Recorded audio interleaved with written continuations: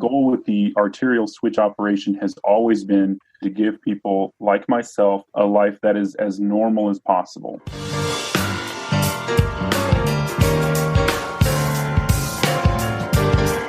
Welcome to Heart with Anna. I am Anna Jaworski and your host. We are in our 15th season and we're so happy you're here with us today.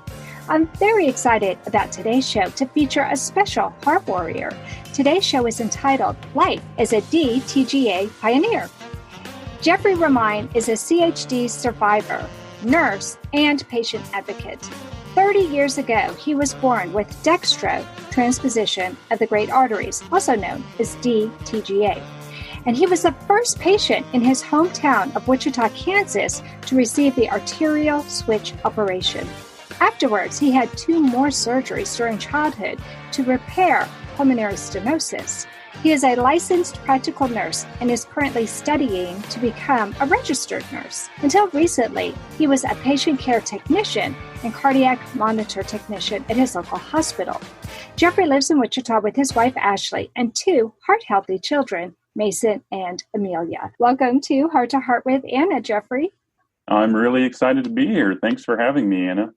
I'm excited to talk to a pioneer in the area of d-TGA. My son was also born with d-TGA over 2 decades ago, but that was not his biggest concern, and it actually saved his life because he was also born with a very hypoplastic left ventricle. But I want to talk to you about you, and I want to talk to you about your passion for helping others. I'd love to know what has inspired you to become a nurse. Honestly, my mother, she passed away from acute myelogenous leukemia back in 2014, but throughout her entire life, she was one of the most selfless people that I ever knew. She'd give the last of whatever she had to someone in need. She would literally give the shirt off her back. Even though she wasn't a teacher by profession, she definitely was one by heart. She instilled the importance of education to my brother and I can remember during the summers, when we were all out of school, she would hold kind of unofficial summer school sessions, not only for my brother and I, but for any of the neighborhood kids who wanted to come. And we'd sit under the maple tree and just learn about Spanish and biology and whatever else. So she made it fun. And I think that her example of caring for others is what inspires me today. Wow. So she was a homeschooling mom without even being called a homeschooling mom back then. Yeah. Wow, that's amazing. I love that story. Tell me a little bit about what you did as a patient care technician and as a cardiac monitor technician. Absolutely. So in our hospital system, the 4th floor is devoted pretty much to anything heart-related. We have 2 cardiac intensive care units, and between them is our cardiac med-surg floor. And I think to get a clearer picture for your listeners, I think it might help if I walk them through what an admission process might look like. First, you might show up to the emergency department complaining of something cardiac related. Mm-hmm. It could be chest pain, it could be an arrhythmia, some other cardiac problem. The ER doctors and nurses are going to try to figure out 3 things. 1, what's going on? Mm-hmm. Number 2, how serious or how urgent is the problem? And then the 3rd thing is, do you need to be admitted? And if so, where? So if it's cardiac, it's probably going to come to the 4th floor. Let's suppose your heart's really weak. You need, let's say, bypass surgery. You'd get admitted to one of our cardiac ICUs. You'd have your procedure done in the OR. And for the first few days of your recovery in the ICU, and then once you've spent those first few days or weeks stabilizing in the ICU, you'd come out to the med-surg floor, which is where I worked as a patient care technician. As a patient care technician, it was my job to really help you in any way that you needed, whether that's walking the halls, assisting going to the bathroom, bringing you food and water, or really any other minor task. You have to keep in mind that you've just had your sternum sawn open. And so all that movement's going to be difficult and it's going to be sore. So you become very grateful for those that help you. That's like a special kind of nurse then, isn't it? Were you an LVN? No, not on the floor. A patient care technician is kind of like a nursing assistant, but they're able to do a little bit more. So think of it as something between a nurse assistant and an LVN. Okay. But on other nights, I would work as a cardiac monitor technician. Basically, I sat in a little room with just a few other people, and we would watch for everyone on the fourth floor. We would watch their heart rates, heart rhythms, and just make sure that they weren't having any dangerous heart rhythms. We were notifying the nurses if anything changed. So we were keeping a real close eye on people's heart rates and heart rhythms whenever they're in the hospital. Anytime there was minor changes or something, God forbid, more serious, we were right on top of it, letting the nurse know. So that way you could get the care that you needed right then and there. That's amazing. Do all hospitals have somebody that does something like that now? I think there are probably a lot of hospitals that are doing that. The units themselves oftentimes have somebody sitting at the desk, but again, having that second set of eyes, just making sure there are as many eyes on your heart and your rhythm as possible. Absolutely. Because unless you're seriously ill, your nurse is taking care of at least one other patient. A lot of times it's two other patients. Well, and you can throw in arrhythmia when they're working with somebody else who has a problem, and they might not even realize it unless it's bad enough that the bells and whistles start going off. Like I mentioned, I worked on the med-surg floor, so it's not uncommon for some of those nurses to have 6, 7, 8 patients that have come out of the ICU over the past couple of days. So it's a lot of people to try to take care of, and so that's why they need all the help they can get. Right. Okay. You said med-surg, and that was not a term that I was familiar with. I think it's the same thing as the step-down unit. Step-down units, it's just short for medical surgical. Some people just call it the floor. Right. Okay. So you're not in the ICU any longer. And you're right. As soon as you're out of that ICU, you don't have as many people who are watching over the telemetry. And that really, really is important. That's interesting to me because I've had a child in the hospital who had constant telemetry, and I know how important it is for somebody to have their eyes on that to make sure that everything's going okay. But be honest, is it kind of a boring job to just be watching monitors? There are definitely nights where you need that extra cup of coffee to try to stay awake. I'll put it that way. I can imagine, because you're just looking from one monitor to the next. But I imagine those nights that you need an extra cup of coffee, you also go home and say, everybody was okay. Yep, you don't want it to be too exciting, do you? That's for sure. That is for sure. And everything happens at shift change. 2 years ago, you and your wife, Ashley, decided to pursue careers in healthcare. Can you tell me a little bit about what prompted this career change? Yeah, absolutely. Let me just preface by saying that I've always had an interest in science and health and medicine and anatomy. But one of the first decent paying jobs that you can get as a young man is security. I had a family to take care of, and it was an easy way to make decent money, but I knew I didn't want to be in that my whole life. But that being said, it actually started with a bad cardiology follow-up appointment that I had. For a long time, I was just seeing a regular cardiologist. They weren't specialized in congenital heart disease, and I remember having an echo done, and they told me that my heart was failing. Mentally, you're kind of in a whirlwind. I was going full-on Walter White, minus the illegal activity, of course, and trying to plan for them, plan for the future, make sure that they were going to be taken care of, my wife and kids, that is. So she started down the journey of a healthcare career, just so she would be able to take care of me if something happened, but also to have a career and something she could fall back on. And while this whole process was going on, I discovered the Adult Congenital Heart Association. They do a lot of great work.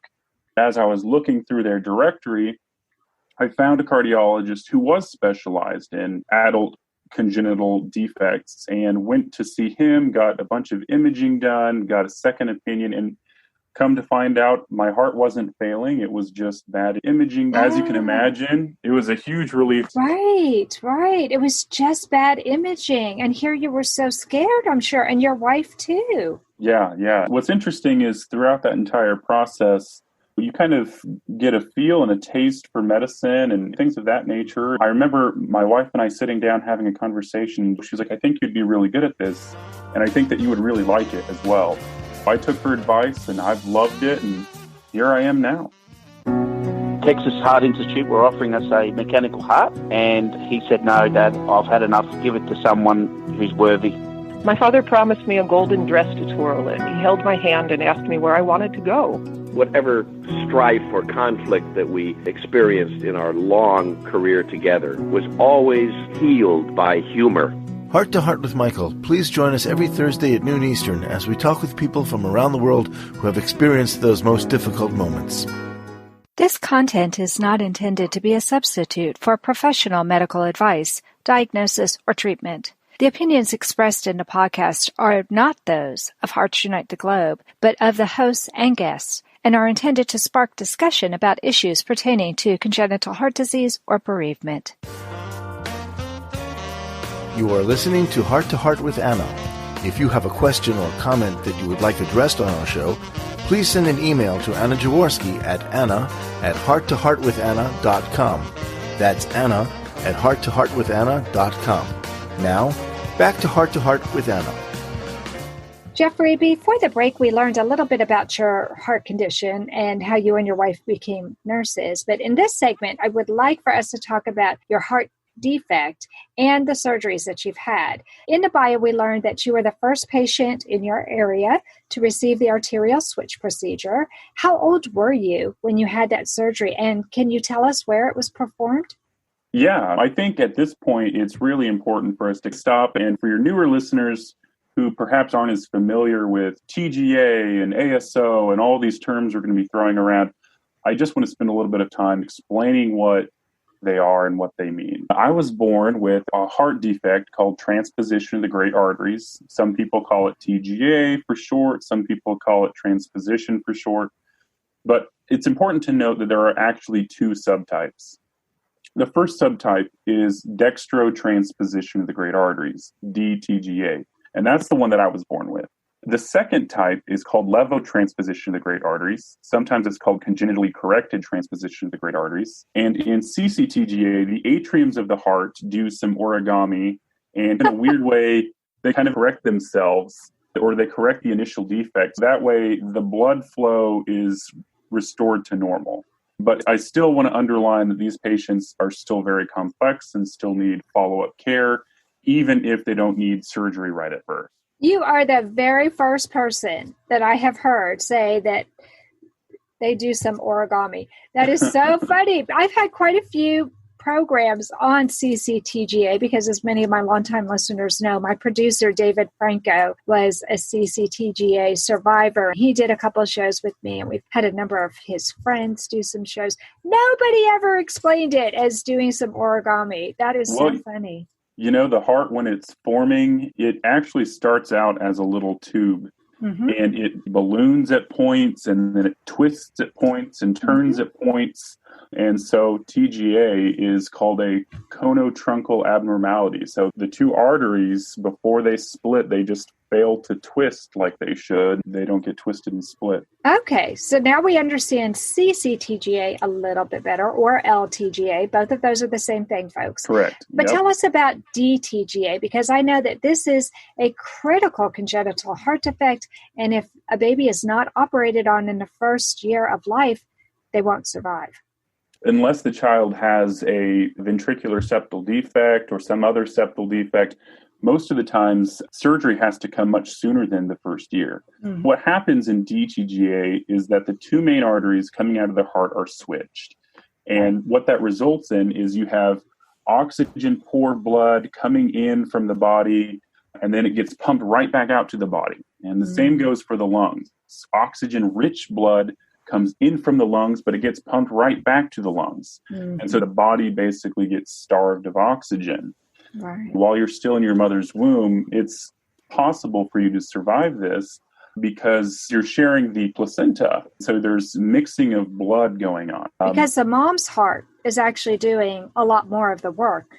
Correct. And so your lungs as a baby gets bypassed. Mm-hmm. But as soon as you're delivered, the cord is cut, within the first few days, you'll notice the babies start to turn blue. They'll become cyanotic. And if they're not operated on, usually within the first week or so, they end up dying.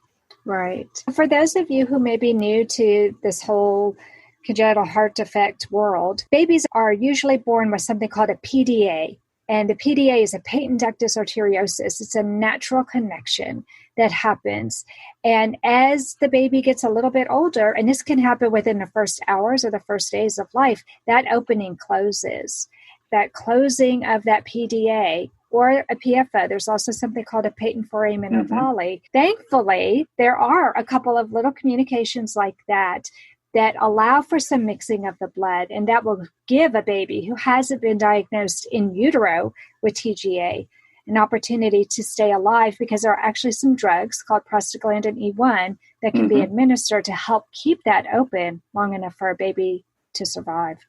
Did your mother know before you were born that you had No, I was born 1990, so this is the late 80s, early 90s. And although there were ultrasounds, obviously, at that point, the technology was limiting. Most mothers who delivered at that time didn't know that their child had any heart condition. Usually it was floor nurses right after delivery who would notice, oh, this baby's becoming cyanotic. There's something seriously wrong here. Right. Now, I know from having spoken with a number of TGA survivors that they often had the mustard procedure. Now, you didn't have the mustard procedure. Why don't you tell us how the mustard procedure differs from the arterial switch? Absolutely. As you pointed out, there are two repairs that you can do for d-TGA. The first one is a little bit older. They pioneered it back in the 60s and was the predominant surgery of choice for most of the 60s, 70s, and early part of the 80s. But what we're seeing now, especially later in life, it carries a lot more complications. You see a lot more incidences of heart failure associated with it. But back in the late 80s, early 90s, a Brazilian surgeon, Dr. Jatin, had invented the arterial switch operation. And basically his idea was, well, let's just cut the arteries and flip them back where they should go, which sounds really simple on the surface. It's a lot more complicated than that. The idea is to make the heart as anatomically normal as possible. So when I was born, this was when the procedure was gaining grounds across the United States, and many facilities would offer parents kind of a choice. You could have the tried and true mustard, or you could try something a little newer, a little riskier, but possibly have better long-term outcomes. My parents opted for better long-term outcomes. And again, like I said, I'm in Wichita, Kansas, and Wichita is the largest city in Kansas. So it's not a small town. At the time, I was born at Wesley Medical Center and was the first one to get that arterial switch operation done. But that's so interesting that they were offered, the old mustard, which has some tried and true survival statistics, or the new and better long-term outcome. How could they know? You were the first one. They couldn't really know if it was going to be a better outcome because it hadn't been around for very long. It was all theoretical. That's the thing. You'll find people born in the late 80s and early 90s. Some have the mustard, some have the ASO. It's really kind of a coin toss as to what the parents and what the surgeons chose to do at the time. It's really interesting. But now the standard is the arterial switch operation. It's shown it's the best procedure unless another one comes along down the line. Right.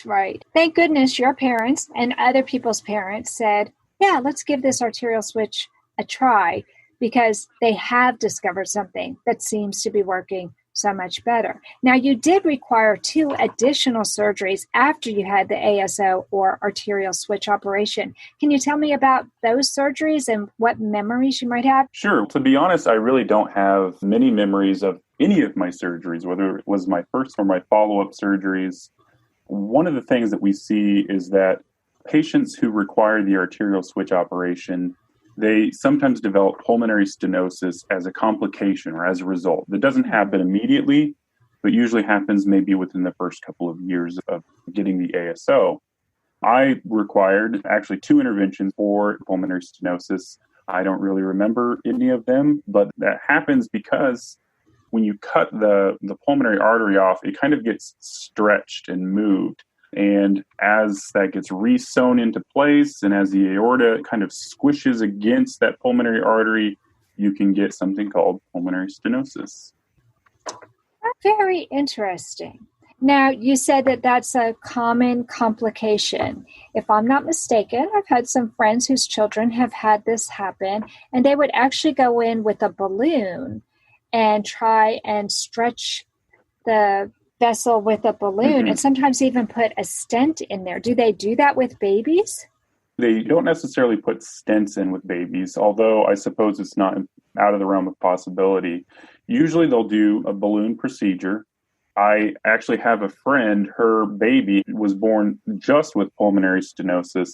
They did a balloon procedure, and the balloon procedure itself seemed to correct the pulmonary stenosis. I know in my case, they did a full sternotomy. So they cut me open again, and they had to cut the arteries and add in some artificial tissue to kind of expand those arteries.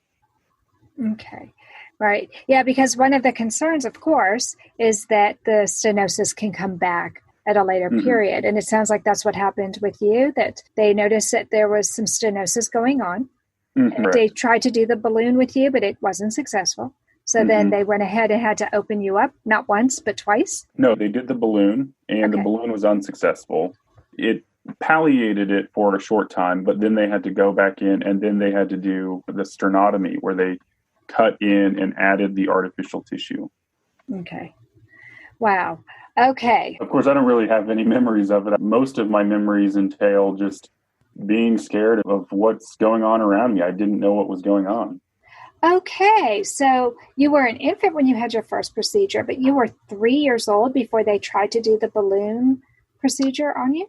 Yeah, I was about 3 years old. They tried doing the balloon, palliated for a short time, but then they did successive imaging. It was still not producing the results they needed, and so they had to do the sternotomy. And you were getting bigger, and it wasn't. So that was a concern, I'm sure. It looks like all of your surgeries were performed in early childhood, and now you're 30. Have you had other procedures in adulthood? Luckily, nothing cardiac related. I'm 30, so I'm approaching middle age. I'm still a little ways off, but I'm not immune to acquired conditions. I used to work in security. There's a lot of walking, standing. So between the walking and the standing, which is a risk factor for anybody, but also having that history of trauma to some of those deeper veins and arteries, it creates trauma to some of the deep veins and deep vessels.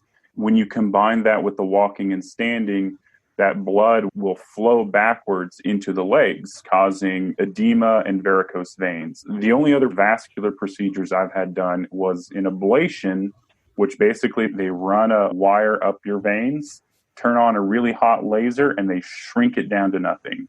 They shrink down my greater saphenous vein in my left leg to relieve some of that fluid buildup. And now, post-surgically, I'm doing great. I just have to manage it with compression hose and elevating your legs above your heart, which honestly most patients should be doing. Yeah, my husband is a nurse, and I bought him half a dozen pair of compression socks. He uses them. I always tell people who are considering getting into medicine, whether it's nursing or otherwise, even if they have healthy veins, no prior cardiac, no prior vascular issues, get compression hose, wear them. It might seem weird at first, but your legs will thank you later. Hi, my name is Jamie Alcroft, and I just published my new book, The Tin Man Diaries. It's an amazing story of my sudden change of heart as I went through a heart and liver transplant. I can think of no better way to read The Tin Man Diaries than to cuddle up in your favorite Hearts Unite the Globe sweatshirt and your favorite hot beverage, of course, in your Hearts Unite the Globe mug, both of which are available at the Hug Podcast Network online store, or visit heartsunitetheglobe.org.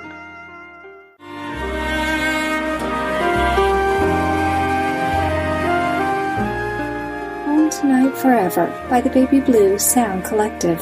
I think what I love so much about this CD is that some of the songs were inspired by the patients. Many listeners will understand many of the different songs and what they've been inspired by. Our new album will be available on iTunes, Amazon.com, Spotify. I love the fact that the proceeds from this CD are actually going to help those with congenital heart defects. Enjoy the music.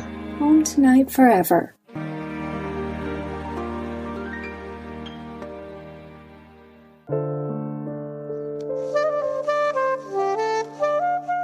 Heart to Heart with Anna is a presentation of Hearts Unite the Globe and is part of the Hug Podcast Network.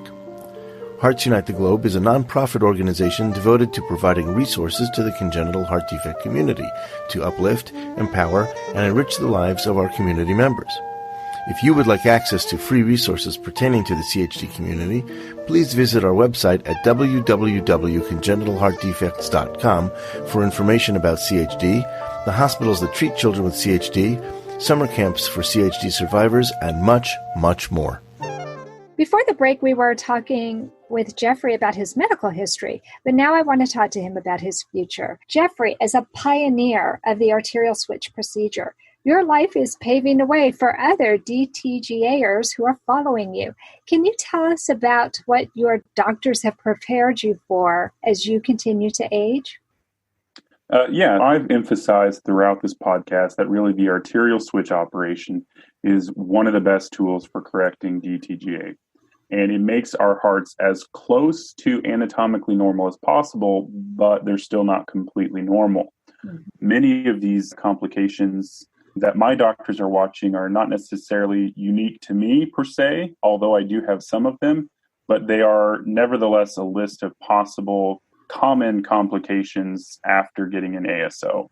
Okay. Obviously, one of the first ones I've already identified is pulmonary stenosis. We see this a lot during childhood, but usually within the first 5 to 10 years of life. But it can develop in adulthood as well.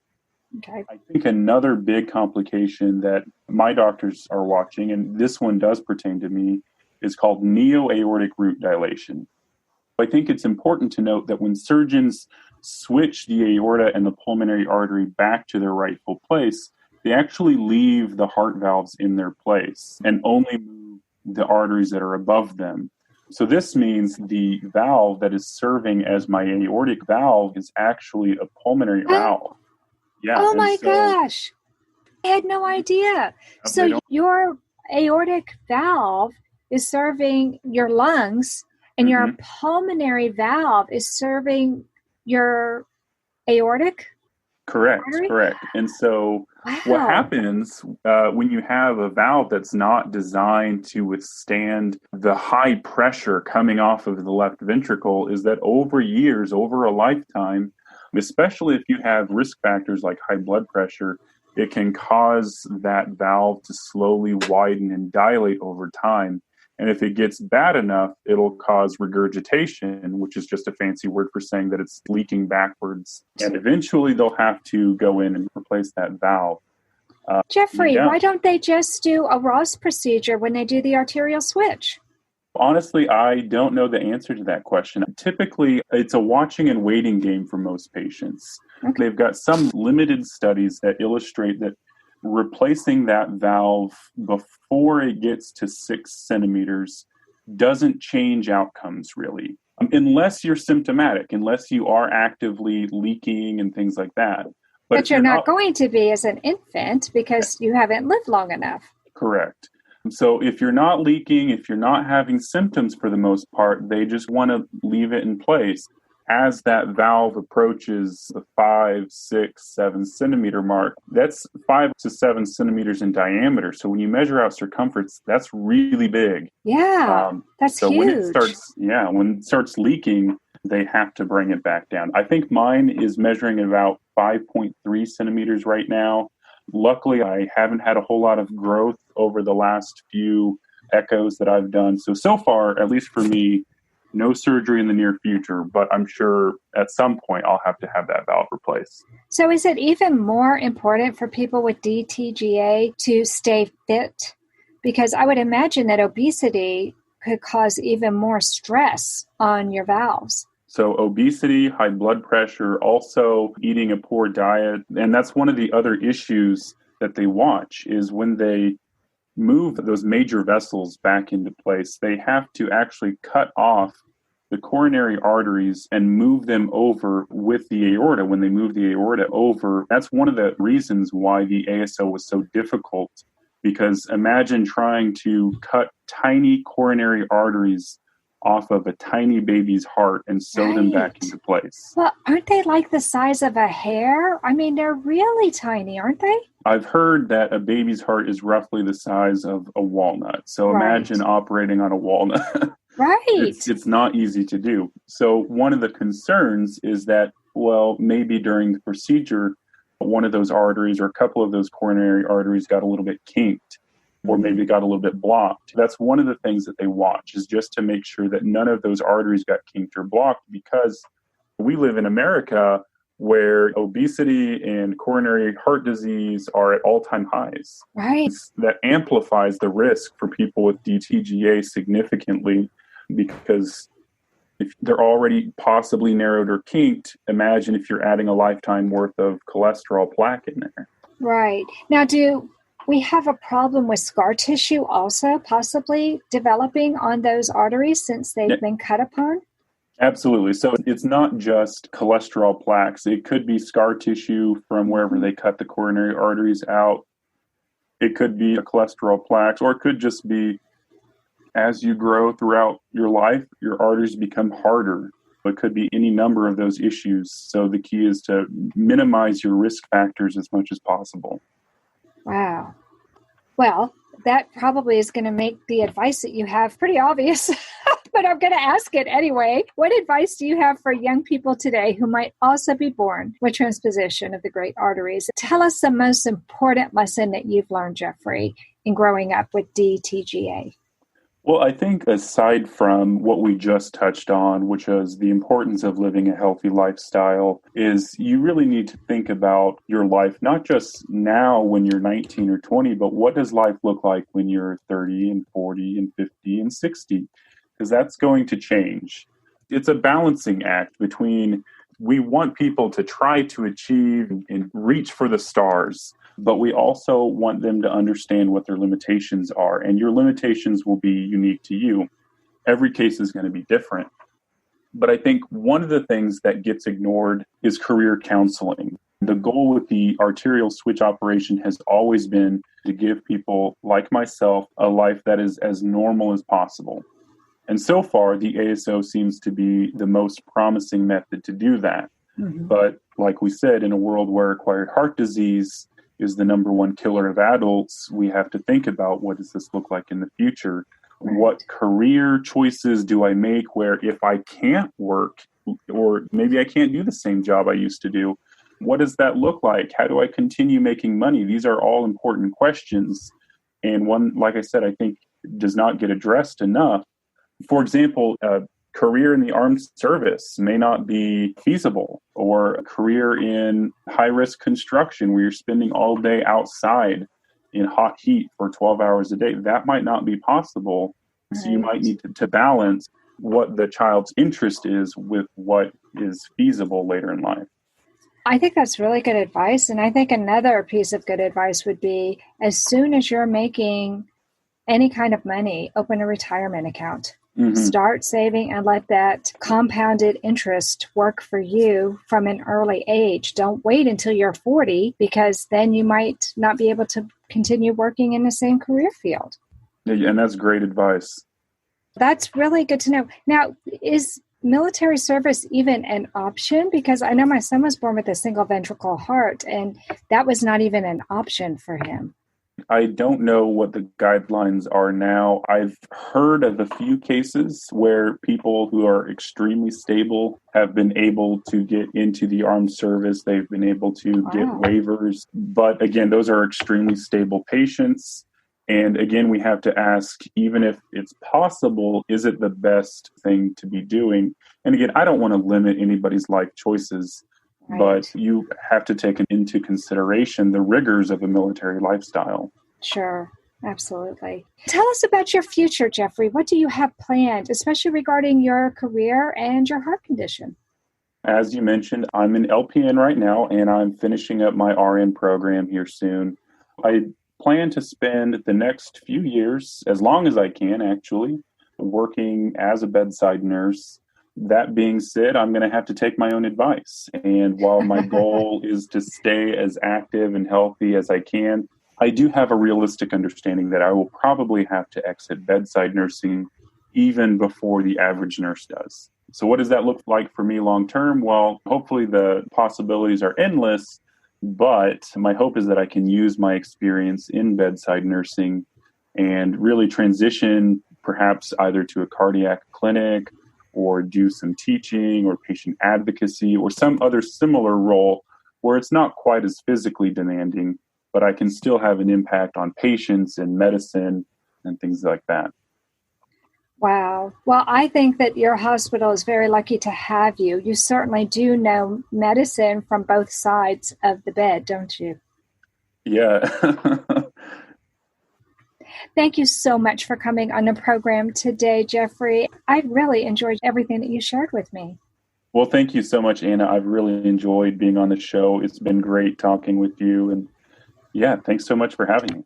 Well, it was so much fun. But that does end this week's episode. If you enjoyed this episode of Heart to Heart with Anna, please take a moment and leave a review on whatever platform you use to listen to our show. I've been seeing some people leave comments on YouTube. On YouTube, it's really easy to search with keywords to find episodes that are of interest to you if you're very interested in a particular heart defect or a particular surgical procedure or condition. So I highly recommend YouTube if you haven't gone out there to look at our channel. Just look up Heart to Heart with Anna. But it really does help other people to decide if they want to listen to the show, if they can read a review from somebody who has listened to the show before. So that's it for today, my friends. Thank you. And remember, you are not alone.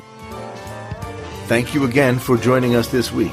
We hope you have been inspired and empowered to become an advocate for the congenital heart defect community. Heart to Heart with Anna, with your host Anna Jaworski, can be heard every Tuesday at 12 noon Eastern Time.